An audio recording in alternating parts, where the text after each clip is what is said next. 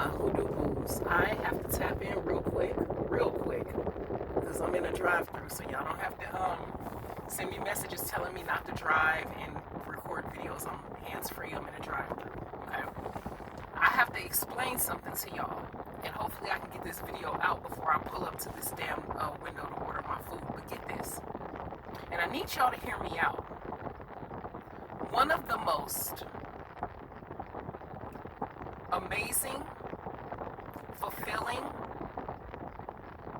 self-deserving things I've ever done for myself is learning how to pull my energy back from undeserving motherfuckers. Let me repeat myself.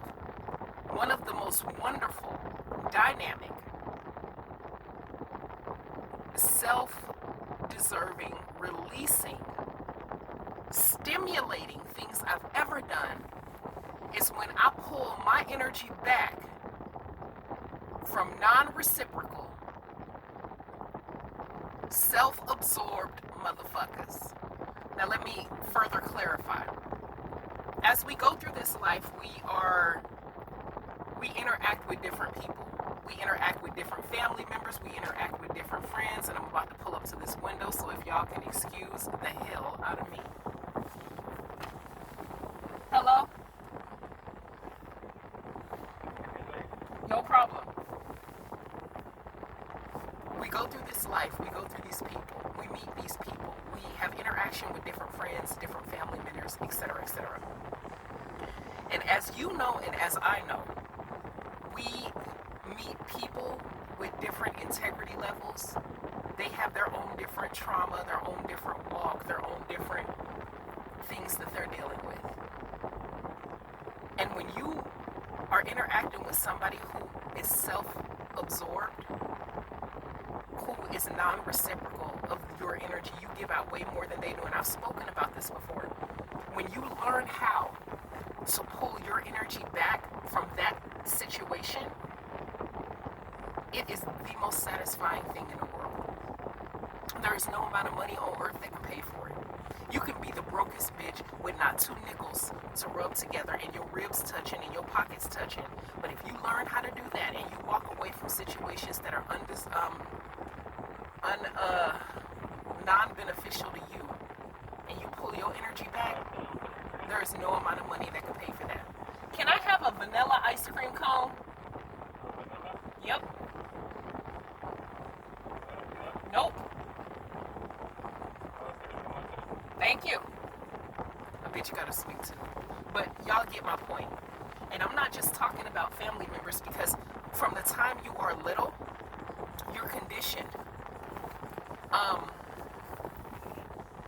to fuck with your family, even when your family is grimy as fuck. How many times you guys already know kids are extremely sensitive to energies. You guys already know this.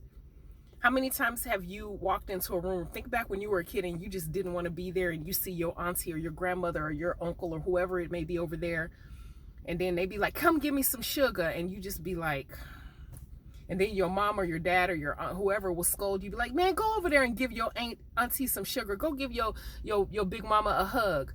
And you don't want to, but you do it anyway. And that you're conditioned that you're wrong when you feel some shit ain't right, and if you act on it to self-protect yourself. We're conditioned to forgive any and every offense. That right there comes from the Bible or the Quran, whichever religious system you have. And it's a byproduct of slavery, because we were taught to forgive our enemies so that we can be better slaves. But we can talk about that another day. The fact that we're taught to put up with so much shit in our life, and when we get older and we get into our romantic relationships or prospective romantic relationships, the shit balloons. You deal with shit in your romantic relationship that you would never deal with in your personal relationships or your business relationship. For instance, McDonald's got one time to fuck your order up royally, and you'll never visit that McDonald's again. Even if you got to drive 10 miles to the next one, you ain't fucking with them no more because they fucked your order up. You know what I'm saying? Let you go into McDonald's one time and they tell you they not giving you no ice cream cone. You're not going to wait around 5 years in that lobby waiting for an ice cream cone. You're going to move the fuck around and go find your ice cream cone somewhere else. We got to do the same thing with these people in our lives. And when you learn how to pull your energy back from some shit that is not serving you well, you literally feel like you won the lottery. And it's not, and I need you guys to pay attention, because you heard me say when you learn how to do it, that's not some shit you're born knowing how to do. That's some shit that's gonna take practice. And when I see young people, early 20s, teenagers, whatever, young people, and they got this lesson at that young age, they literally are saving themselves years of heartache, years of disappointment. And there's no amount of money that can pay for that shit. When I say pull your energy back, I'm talking about pulling your energy back from friends that are not deserving you, family members, romantic partners, business relationships, employment. When you literally learn to turn that motherfucking light switch off and you be like, you know what, I'm good, and you put you first, that feeling is better than any other feeling that I've ever felt. Because the first thing that's gonna happen, and if you have not had this happen to you, keep living, but the first thing that's gonna happen when you pull your energy back is you're gonna be vilified by the person you're pulling it back from. See, people are comfortable as fuck when you're being done wrong by them. When you're being used by them, they're comfortable with that. When you're being done wrong, when you're being done low, when you're being the victim of their fuckery, everybody's fine, everybody's happy. But the second you stand up and the second you decide, hold up, I'm good, I'm done, I'm not dealing with this shit no more, and you back the hell up and you walk away and you're not available by text, you're not available by phone, you're not available by video chat. You may return a text a week later, you may return a call 2-3 days later. No, you're not finna go out and have drinks, you're good. Sorry, you can't come over. Nope, I'm not watching your kids, I'm not doing it.